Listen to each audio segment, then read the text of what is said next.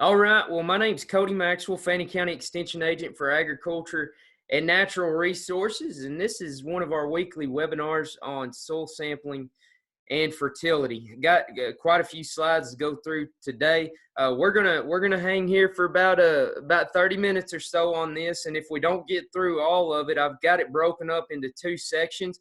And so if we don't make it through everything, the second part's going to be a webinar for next week. And so, but if you have any questions as we go through, feel free to raise your hand or unmute your mic and ask questions at any point. But I want to start off by saying this is a slide many of you that have been to our programs that we do, you've probably seen this slide before.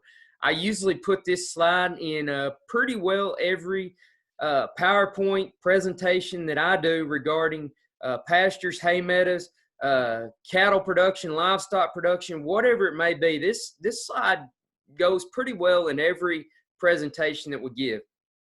But what's the most important thing to do on your property? And that's soil test. There's nothing better than you can do than soil test. And with soil test comes the implication of fertilization. And so many people think the price of fertilizer is intimidating, and it is. I mean, when you look at start doing 50 plus acres when it comes to fertilizing, that price can get up there pretty high. And so that sometimes deters people from going out and taking a soil test, because they think if they soil test, then automatically they're obligated to fertilize their property. Well, that's not the case, because you may not be as bad off in the nutrients in that soil layer that you might think you are. Many times grasses, different types of weeds that we see can tell us just by seeing them out there on the ground. Different types of weeds or grasses tell us different things about the nutrient deficiencies possibly within the soil. And so we can kind of take a guess of where you might be based on those. But the soil test is going to tell us exactly the amount of nutrients that are in your soil.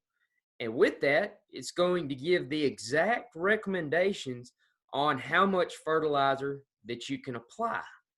So you might be thinking, well, it doesn't fit the budget to fertilize this year. Well, let's go ahead and take a soil test and let's plug those in some fertilizer calculators with some real life numbers and prices that I'll show you some links to here in a little bit. And let's see if it might fit the budget. If not, a little bit's better than nothing. So maybe we start backtracking. Maybe we start cutting to try to get that price into the budget that we have planned for our pasture management strategies throughout the year. So I say all that to say the most important thing that you can do on your property is soil test. So where do you start? Well, that's a picture of our office door at the Texas A&M AgriLife Extension Service in Fannin County. And, you know, as I had mentioned earlier, right now during this time with the COVID-19, unfortunately, we can't have any face-to-face meetings or anything, but we definitely want to stay in compliance with the rules and guidelines set forth by us by CDC and our local and state and national governments. And so at this time, you won't actually be able to come to the office to obtain a soil test. However, if you'll visit the website, soiltesting.tamu.edu, you'll be able to go on there. There's a link down at the bottom that says our submittal forms. You can click on that link and download the soil form that you need, and you'll be able to send in your soil test with that. But even though we're not able to have face-to-face contact right now, that door right there, you know, there's a number associated with it and an email associated with it that I told you right at the front. And if you have questions or whatever, feel free to give me a call or send me an email, and I'd be happy to walk you through the processes on making sure we get your soil tested and sampled properly. So here's where you start. And if you may be listening from another county, feel free to contact your extension agent within those counties, and they can provide this same information for you. So here's what a soil sample information form looks like. So this one, the form number is going to be S20 that you see up in the top right-hand corner. And I'm going to kind of go through this pretty quick. Some of you on here may have soil tested before. Some of you may not have. Those that have soil tested, just hang with us, and we'll get to some more stuff here in a little bit. Those that haven't, here's going to be your starting point. So each year, as we go from calendar year to calendar year, you'll notice up there in the top right-hand corner where it says S20, that 20 stands for the year 2020. Last year it said S19, year before S18, so on and so forth. Next year it'll say S21. And so the pricing and everything goes off of the current year that we're in. For instance, if you go back to S18, S17, the routine analysis was $10 back then. And so if you have a form back from S17, back from 2017, 2018, that form's no longer valid. It has to, the form that you send in has to be within the current year. If you go to the website, or whenever we're able to open our office doors again, if you come to our office, you're always going to be able to get that S20 if you go to the website or visit an extension office, because they will have all the current information. So you move down. This is the whole form right here, and I'm going to break it up a little bit. That way it's a little easier to see. So the top part of the form, real simple. Just name, address, all of that good stuff. Over in the right-hand corner, you'll see the payment information if you're going to pay with check, or you can go online to Aggie Marketplace and prepay with a credit card if you'd like to do that. It'll prompt you to an order number, and you'll put that order number in that box right there. The next section. So this is a section that's extremely important. And those of you that have filled out soil tests before and may not have gotten the information that you were looking for something, it's probably because of this section right here, because this is, as I said, extremely important. I'll start on I'm looking at the screen, the left-hand side, your sample ID. That's simply for you. If you're sending in multiple samples, that's so you can distinguish which one's which. So you might be, if we're using 4 boxes right there, you might have pasture 1, pasture 2, pasture 3, pasture 4. That may be how you identify them. Or front pasture, middle pasture, side pasture, and back pasture, something like that. I mean, that's just for you. Acreage represented. This is an important section too, because our soil test, it recommends that you put no more than 40 acres per sample that you're sending in. If you do put more than 40, they're going to notify that on the soil analysis report that you get back. So very important, no more than 40 acres per sample that you send in. What are you growing? You know, this is a real important section that we want to make sure we get filled out properly. And if you don't know, I urge you to give me a call or send me an email. That way we make sure you get the right thing in here. And I want to use examples of legumes, Bermuda grasses, and native grasses in this section. Legumes fix their own nitrogen. And so whenever we get the soil analysis back for if you're planting clovers or vetch or something of that matter, it's not going to have as much nitrogen requirement as that of Bermuda grass. We all know that Bermuda grass is nitrogen loving. So your nitrogen recommendations are more than likely going to be more for Bermuda grass than legumes or native grasses for that matter. Native grasses won't have as high a recommendation for nitrogen either. And so it's important to get the crop that we're growing in there. Also, the yield goal and use. If we're grazing cattle, we need to put if it's cow-calf pairs, put cow-calf pairs and then our stocking rate. If we're at 1 animal unit per 5 acres, put that in there, because the recommendations that are given to you are going to be to help you satisfy your yield potential that you desire out there. And so yield goal, you know, that gets into our hay harvest situations. You know, are we looking to get 2 tons to the acre? We're looking to get 3 tons to the acre. You know, how much hay are we wanting to produce on that place? It's important because that's how they're going to help give those recommendations for that soil test. The suite analysis, the select one analysis suite, we'll talk about that here in just a minute. And then it says growing and how is it used. And so you just simply check the box right there. Grazing, are you going to graze it and cut hay off of it? If you're just interested in kind of knowing what nutrients you have, minimum requirements, all you need. If you're establishing a pasture, if you're sprigging a pasture or planting seeds, you want to check establishment. Or if you're simply doing hay, then check the hay box. Moving on to the next slide here. This one is one that we look at for the gardens. And so it's going to be just a little bit different. But as you can see on this slide, we're going to stay predominantly on the pastures and the hay meadows for this one. But this is what it would look like if you were sending in for a garden or a lawn. And so the root analysis, or the analysis suite, this is where we get into the pricing and what we're actually desiring to find out from that soil test.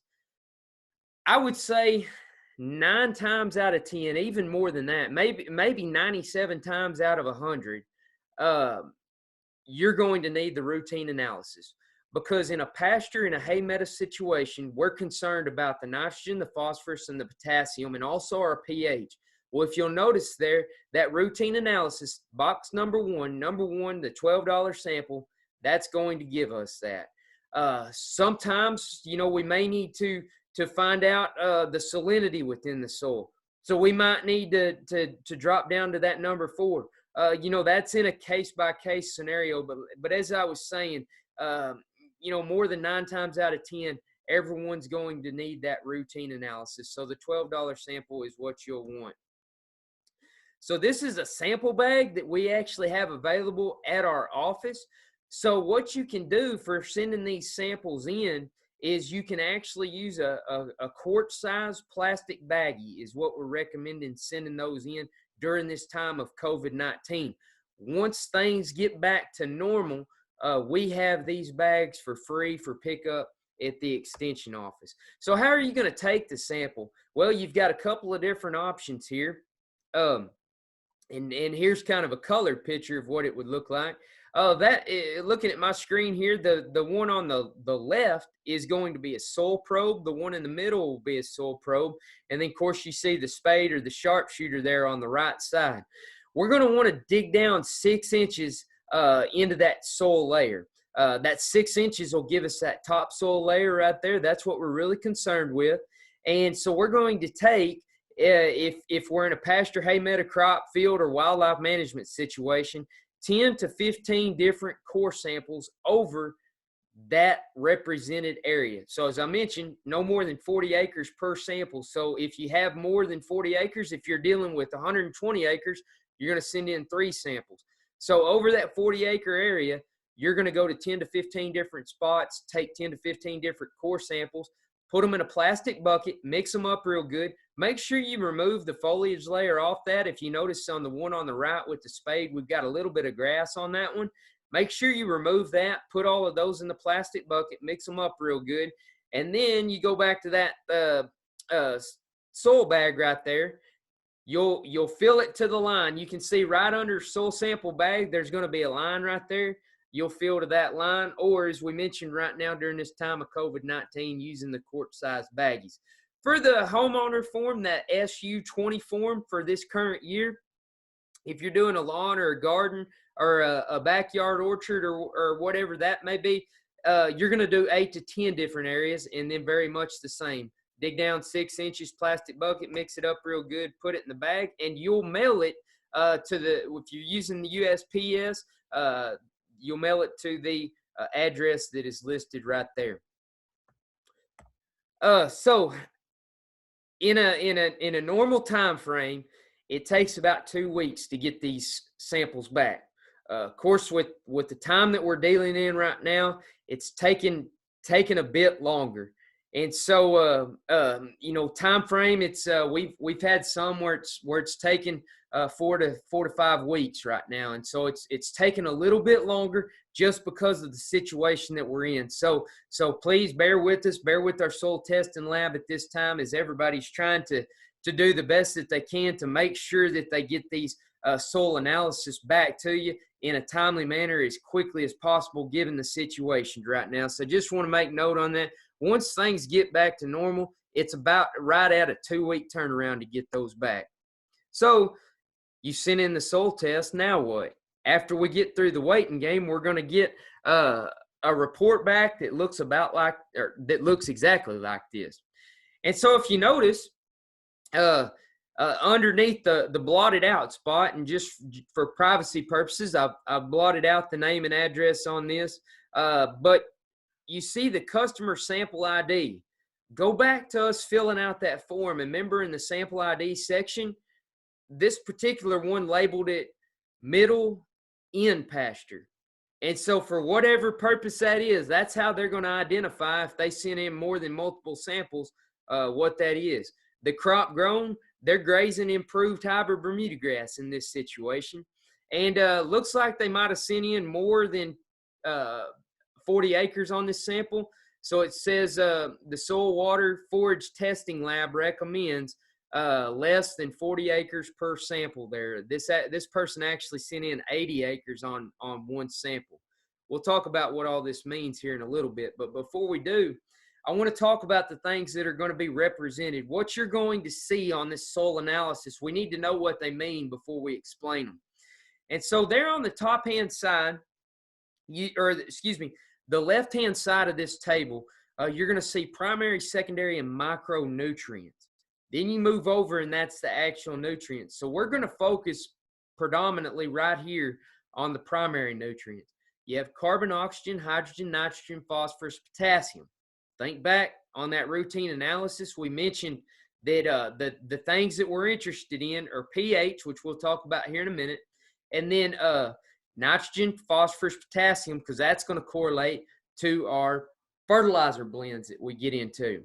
And so the percentage of the plant that carbon makes up is 45%, oxygen 45%, hydrogen 6%, nitrogen 1.75%, phosphorus 0.25%, and potassium 1.5%. You can see there how the nutrient is taken up in the form of the plant. We see the mode of uptake next, and then we get into the major functions in the plant.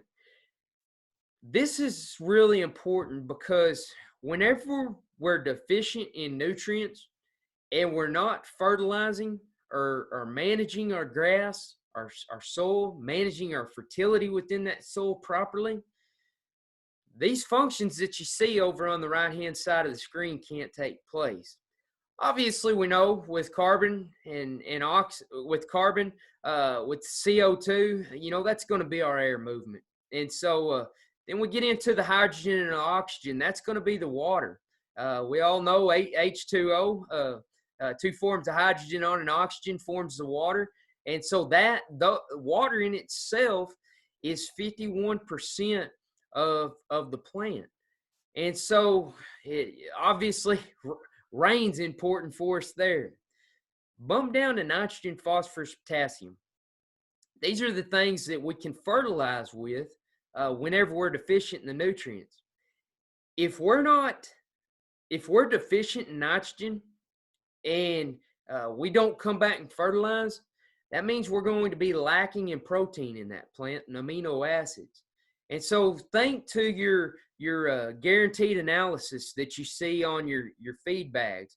Think of your hay analysis that you get if you've put hay in our hay show and you've gotten a hay test, a hay analysis, forage analysis back. There's a spot on there that says crude protein. Well, the nitrogen times 6.25 is crude protein. So if we're deficient in nitrogen, but yet we want our cattle, livestock, to be able to get the amount of protein that they need and we're deficient in it, that's what's going to happen. Move down to phosphorus. If we're lacking phosphorus within the soil to be uptook by that plant with root interception, we're going to be lacking in cell formation, protein synthesis, fat and carbohydrate metabolism. And then down on potassium, if we're lacking in that, we're not going to have water regulation in that plant. We're not going to have the enzyme activity.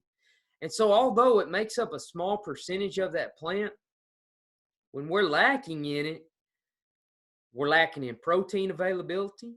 We're going to be lacking in the plant's ability to be able to develop the way that it should. Yield potential was something that I mentioned a while ago. We're going to be lacking in the yield desire that we're going to have. And so fertility management, I can't stress it enough, is extremely important. So how do you read a soil analysis? We're going to break it up here on how to read this. So I want you to start on the, I'm going to be looking on the left-hand side underneath analysis, and we're going to be in the yellow and white section there at the middle of the screen. The very first one is pH. And so on this particular one, the result was 5.9 was the pH of this. The next column going down, you'll see up at the top says a CL with an asterisk on it. That's going to be our critical level that we need to be at for the nutrients. So in this case, this soil analysis is the pH is fine on it because we're not below 5.8. Bump down on the left-hand side to the third one, you see nitrate there. Then you go over to the result. There's 2 parts per million of nitrate. If that doesn't make sense to you, move over to the right just a little bit further and you see a bar graph right there.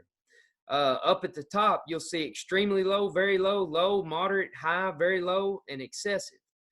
And then you go back down to nitrate, that third row going across there on the bar graph, there's 1 bar there, and you can see that we're extremely low in our nitrogen.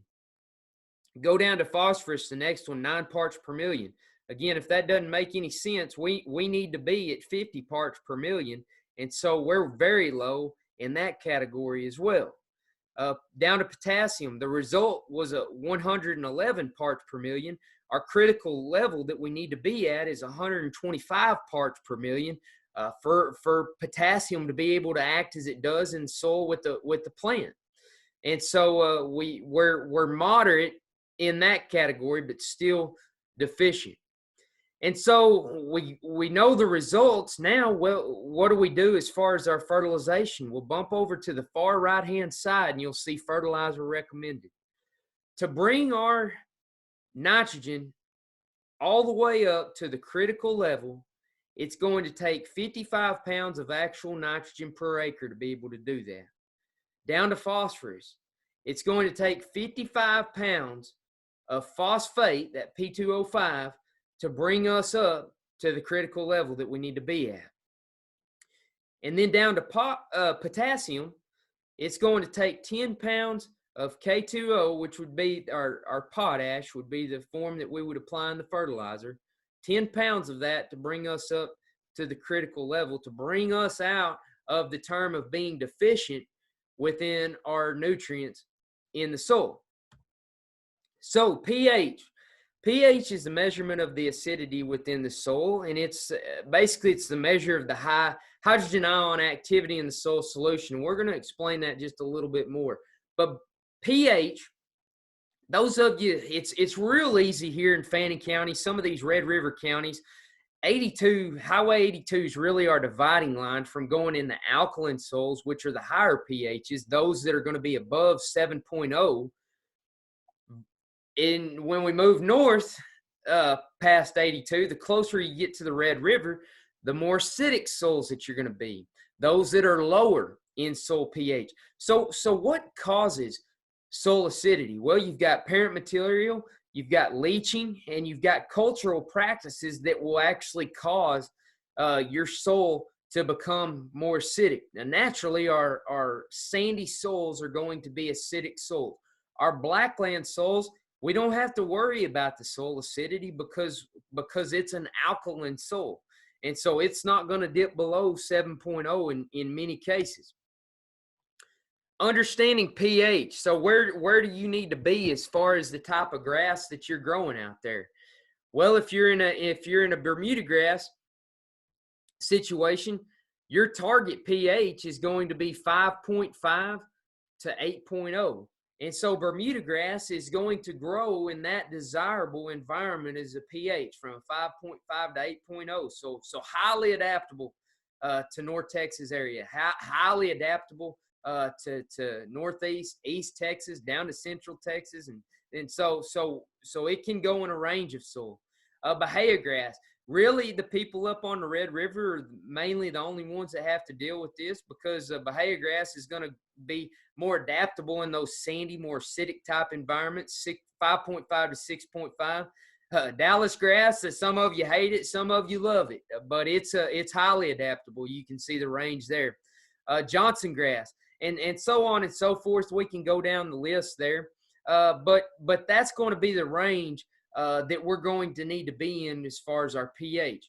And so you ask yourself, how do I know if I need to adjust my pH level? Well, this doesn't pertain to you in the Blackland soils, but those of you up close to the Red River, many of you've probably seen a low 5 on your pH. Some of you may be even down in the 4 range. What can happen is we can have leaching that will take place with that fertilizer whenever we apply the fertilizer. We can also have a non-adaptable environment for the grass that's out there. And so if we're low in our pH, and if you refer back to that soil analysis that we looked at, our critical level is going to be a 5.8. And so when we start dipping down below that 5.5, as many of our grasses that you see right here, that's their lowest critical level really. When we start dipping below it, what we need to do is adjust that pH to bring it back up, and that's done through limestone. And so we talked about how do you know when you need to lime, and we talked about the critical levels. I showed you the graph there of the grasses and their desirable levels of the pH within that soil.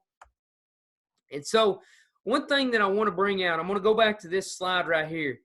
Down at the bottom of the middle section there on the yellow and white section of the bar graph, down at the very bottom, you see limestone requirement. Go over to the right-hand side and you see 0.00 tons of 100 ECCE per acre. So we're going to explain that right here. Not all limestone's the same, and that ECCE is going to determine the quality of that limestone that we're dealing with. The smaller the particles, the better off you are. When particles get larger than 0.08 inches in diameter, they don't react to the soil. And so we want to neutralize that pH. We want to buffer that pH. And so the smaller the particle size, the faster we can be able to do that, and the more effective we're going to be with it. And so ECCE, what does it stand for? It stands for effective calcium carbonate equivalent. And so for here in North Texas, I'll speak specifically for Fannin County and Lamar County. A lot of the limestone is going to come from the Hugo area, Hugo, Oklahoma. And that limestone that's coming from Hugo, right now what we understand is 67% ECCE. Most of your agriculture limestones, as you see there, is going to be between 50 to 70% ECCE. And so you go back to that soil test, and it said, on that particular one, it said 0 tons required. But let's just say, for example, that we need to add limestone. We have a 5.3 pH, and we need to add 1 ton of 100% ECC limestone per acre. We got to do a little bit of math right here.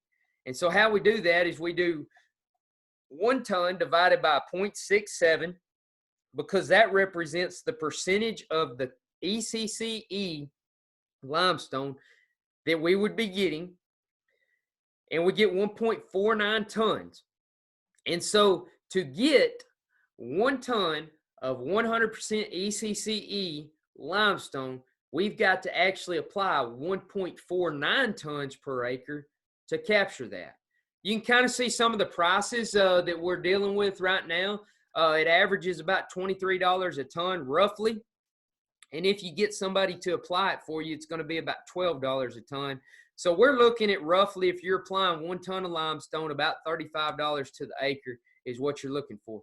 When to apply it, have a plan. Have a plan for your grass and when you're needing to buffer this pH. Many times here in North Texas, we're applying this because we're in a focus of a warm season perennial pasture. We're going to try to apply this during the winter time because it's going to take a little bit of time to get this pH buffered before we go out there and apply our fertilizer to that soil. You want to time it with the rain. That way it soaks and it absorbs and absorbs into that soil. And as I said, it doesn't happen quickly. And so we need to look at, what and when are we going to fertilize, basically is what it boils down to. What and when is the grass that we're going to target that we need to buffer this pH for us. And so if you dip down below that 5.5 level, then we need to talk about adding limestone. Methods of limestone, the dry bulk limestone, as you saw in the photo, that's applied with a fertilizer spreader. We do get questions from time to time about liquid lime. The things about it is it's more expensive. Although it is fast acting, it does lack the long-term effect that the dry bulk limestone will give us. That's wrapped it up for about the time that we have available today. And so I'm going to back up one slide there. I'm going to stop the share here, and I am going to hang with me just a second. We'll stop the recording.